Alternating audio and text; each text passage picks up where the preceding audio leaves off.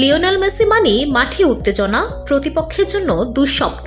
সেটাই দেখা গেল আবারও যখন হন্ডুরাসের ক্লাব সিডি অলিম্পিয়াকে ৫-০ গোলে বিধ্বস্ত করল ইন্টার মায়ামি। প্রাক মৌসুম প্রস্তুতির অংশ হিসেবে হন্ডুরাসে খেলতে গিয়ে দারুণ ছন্দে দেখা গেল মেসিকে। ম্যাচ শেষে হন্ডুরাসের ফুটবল প্রেমীদের ভালোবাসায় মুগ্ধ হয়ে আবেগঘন বার্তা দিলেন এই বিশ্বকাপ জয়ী তারকা। ধুলো, ময়লা ও ক্ষতিকর ধূলিকণা থেকে নিমিষেই মুক্তি দেয় চৌধুরী এয়ার পিউরিফায়ার।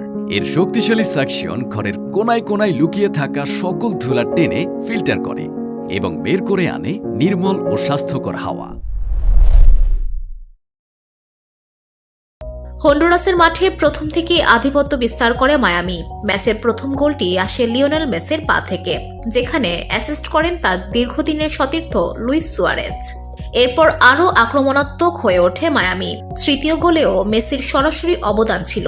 নোহা অ্যালেনকে চমৎকার অ্যাসিস্ট করেন তিনি।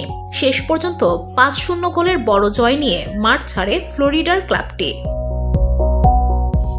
ম্যাচ শেষ হওয়ার পরই নিজের অফিসিয়াল ইনস্টাগ্রামে হন্ডুরাসের দর্শকদের ধন্যবাদ জানান মেসি। পোস্টে তিনি লেখেন, প্রস্তুতির জন্য গুরুত্বপূর্ণ কিছু মিনিট যোগ হলো, ধন্যবাদ হন্ডুরাস। তার এই বার্তায় বোঝা যায় হন্ডুরাসের দর্শকদের ভালোবাসা ও আতিথেয়তায় মুগ্ধ হয়েছেন তিনি।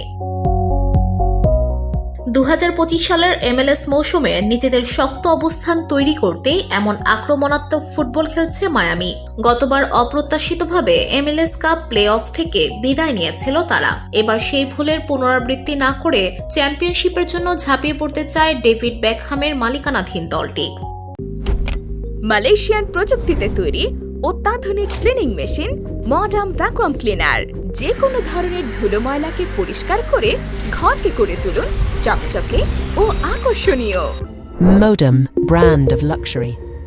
মায়ামির পরবর্তী ম্যাচ হবে ১৪ ফেব্রুয়ারি ভ্যালেন্টাইন্স ডেতে ফ্লোরাডি ডার্বি, যেখানে তারা মুখোমুখি হবে অরল্যান্ডো সিটির বিপক্ষে। এরপর ২২ ফেব্রুয়ারি নিউ ইয়র্ক সিটি এফসির বিপক্ষে ২০২৫ মৌসুমের নতুন ম্যাচ খেলবে মেসির দল। এখন পর্যন্ত প্রাক মৌসুম প্রস্তুতিতে তারা অপরাজিত রয়েছে, যা নতুন মৌসুমের জন্য শুভ সংকেত। মেসির নেতৃত্বে ইন্টার মায়ামি কি পারবে এবারের মৌসুমে শিরোপার স্বাদ পেতে? ফুটবল প্রেমীদের চোখ এখন সেই দিকেই। VOD Bangla news desk.